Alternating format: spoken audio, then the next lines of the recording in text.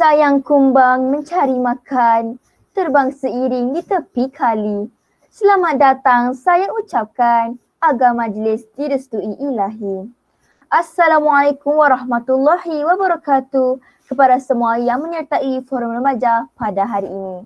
Saya selaku pengurusi majlis mengalu-alukan kedatangan semua ke majlis ini. Izinkan saya mengulas terlebih dahulu tentang tajuk forum kita iaitu kelestarian alam sekitar, tanggungjawab bersama. Definisi untuk alam sekitar membawa maksud keadaan sekeliling atau lingkungan. Oleh itu, sekiranya berdasarkan kepada terjemahan literal, maka perkataan alam sekitar adalah menuju kepada apa-apa saja yang melingkungi manusia. Para penonton semua, alam sekitar berada di kedudukan paling atas dalam rantai kehidupan.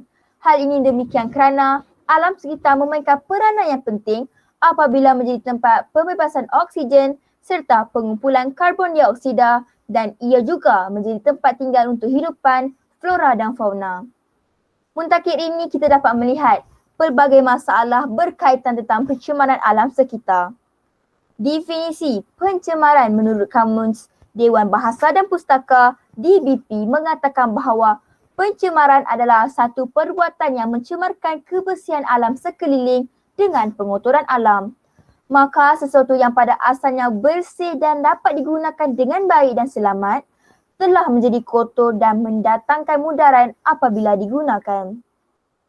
Oleh itu, bagi membincangkan masalah ini lebih spesifik dan bermakluman, saya memperkenalkan 3 orang ahli panel kita yang cantik serta otaknya yang cerdas untuk mengulas masalah-masalah ini dengan lebih dalam. Ahli panel kita yang pertama iaitu saudari Ashley Sarah binti Hamdan. Rending bunga di samping sana. Apa kabar orang di sana? Sedap buah, besar berisi. Kabar baik, saudari pengurusi. Alhamdulillah. Yang kedua, saudari kita Nur Wasilah binti Nur Yusri. Apa khabar saudari kita Nur Wasilah? Kabar baik, saudari pengerusi majlis. Alhamdulillah. Yang terakhir, Nur Faradiba Balkis binti Muhammad Muhairis. Apa khabar saudari kita Nur Faradiba Balkis? Alhamdulillah, sihat pengerusi majlis. Alhamdulillah. Saya mendoakan agar semua berada dalam keadaan baik-baik sahaja di sana. Selamat datang saya ucapkan, baiklah. Semua yang berlaku mesti ada punca, kesan dan usaha yang perlu diketengahkan. Begitu juga dengan isu yang akan kita bahas ini. Terdapat pelbagai pendapat yang berkaitan dengan isu ini. Jadi saya menjemput saudari kita yang petah bercakap iaitu Ashley Sarah binti Hamdan bagi menyampaikan punca-punca pencemaran alam sekitar. Dipersilakan. Terima kasih diucapkan kepada saudari pengurusi majlis. Saya ingin menjawab persoalan yang dikemukakan oleh saudari tadi, iaitu berkaitan dengan punca pencemaran alam sekitar. Punca-punca yang diwartakan sebagai penyebab pencemaran alam sekitar terbagi kepada 2 jenis, iaitu pencemaran yang disebabkan oleh faktor semula jadi dan pencemaran yang disebabkan oleh faktor manusia. Saya rujuk pencemaran akibat aktiviti manusia sebagai perbincangan. Di Malaysia, hampir 90% sehingga 95% kawasan pedalaman telah mempunyai sistem jalan raya, yang bermakna sistem jumlah kenderaan bermotor di negara kita telah meningkat secara keseluruhannya. Rujukan saya seterusnya ialah pencemaran laut. Lebih 90% daripada punca aktiviti manusia dan baki 10% adalah berpunca dari sektor perkapalan. Dapatan ini berdasarkan kajian Persatuan Pencinta Alam bertajuk Tumpahan Minyak yang Meracuni Perairan Malaysia yang disiarkan dalam majalah Dewan Kosmik pada tahun 1955. Oleh itu, pencemaran alam sekitar banyak dilakukan oleh tangan-tangan manusia berbanding kejadian pencemaran semula jadi seperti gempa bumi, letusan gunung berapi dan ribut tafan.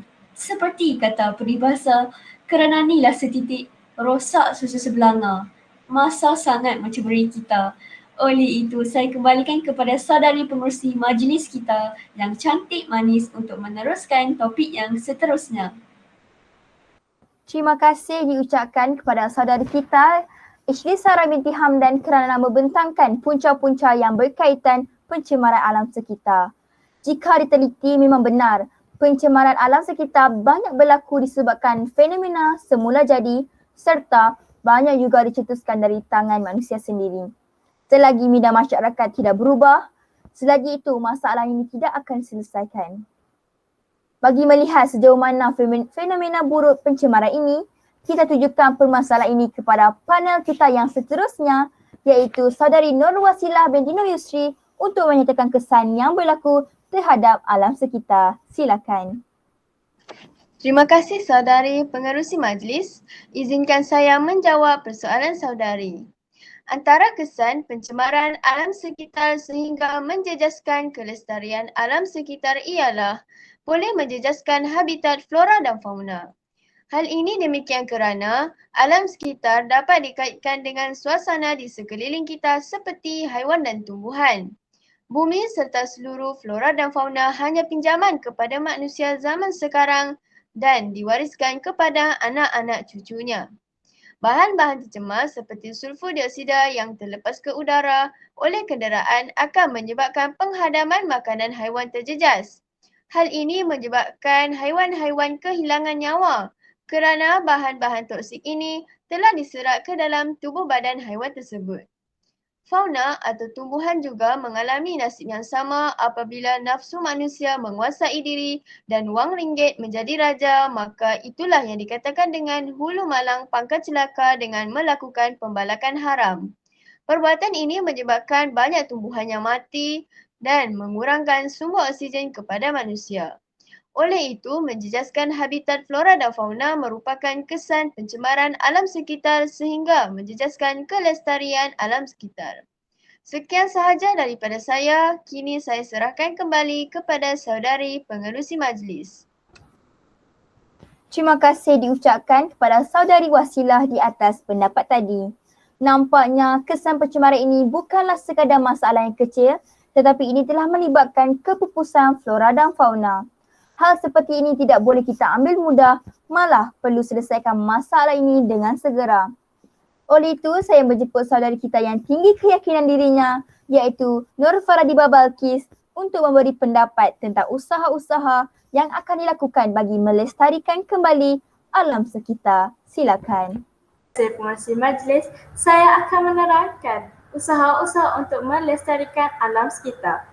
Kita sebagai penduduk bumi haruslah berusaha untuk melestarikan alam sekitar. Terdapat beberapa peranan daripada pelbagai pihak, contohnya daripada peranan kerajaan dan peranan ibu bapa. Peranan kerajaan ialah boleh mengadakan kempen berkaitan dengan melestarikan alam sekitar. Contoh kempen yang diadakan ialah kempen Hari Sabtu Tanpa Plastik. Hal ini dapat mengurangkan peratusan penggunaan plastik di muka bumi. Selain itu, pihak kerajaan hendaklah memberi penalti terhadap individu yang mencemarkan alam sekitar. Contohnya, kadar denda yang dikenakan sebanyak RM200,000 secara minimum dan RM1 juta maksimum serta diwajibkan penjara. Semua pesalahan nominal dan pesalahan utama akan dikenakan tindakan. Peranan ibu bapa pula menunjuk suri teladan yang baik kepada anak-anak. Contohnya menunjuk cara yang betul membuang sampah dan menghasilkan sampah mengikut jenis kepada anak-anak. Hal ini dapat memberi impak dan imej yang positif kepada anak-anak. Selain itu, ibu bapa juga harus mendidik anak untuk cintai alam sekitar. Contohnya, membuat aktiviti menanam pokok di halaman rumah. Hal ini dapat mengurangkan pemanasan global di muka bumi. Kita sebagai penduduk bumi haruslah berusaha untuk melestarikan alam sekitar. Saya kembalikan majlis kepada pengerusi majlis.